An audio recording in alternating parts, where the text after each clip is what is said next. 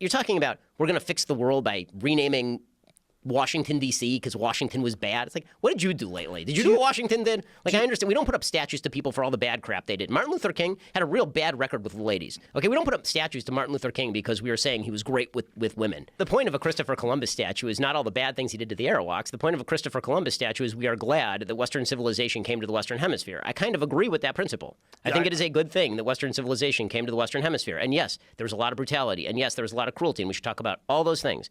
But this notion that the only cruelty that has ever existed in human history came at the behest of Western civilization, that everything was a Rousseauian paradise before Christopher Columbus came, that Christopher Columbus doesn't deserve a statue in specific, that we should, that like, either make the argument that everybody was a product of their time and therefore no one deserves a statue, or recognize that when there's a statue of Christopher Columbus, we are not honoring how he treated the Arawaks. No one ever thought that we put up a statue to Christopher Columbus because he was really sweet to the natives on the other end of that. As Columbus Day dies a slow, woke death, it might be a good idea to consider how this national holiday came about in the first place. The answer might surprise you. The purpose of Columbus Day was to encourage Americans to be more accepting of immigrants, specifically Italian immigrants.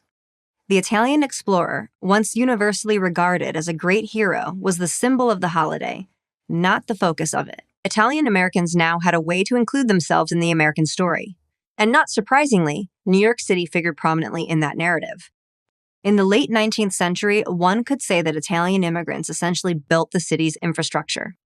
According to the Library of Congress, they went to work on the growing city's municipal works projects, digging canals, laying gas lines, building bridges, and tunneling out the New York subway system. In 1890, nearly 90% of the laborers in New York's Department of Public Works were Italian immigrants. At least one signer of the Declaration of Independence was Italian American. Many cabinet members and Supreme Court justices have been of Italian descent. Not to mention legendary athletes like Joe DiMaggio, Nobel Prize-winning scientists like Enrico Fermi, and many prominent artists, actors, and actresses, including the most beloved singer in American history, Frank Sinatra. In 1937, President Franklin Roosevelt proclaimed Columbus Day an official U.S. holiday. But if a new mob has its way, it may not be one for long. I'm Alana Mastrangelo, reporter for Breitbart News for Prager University.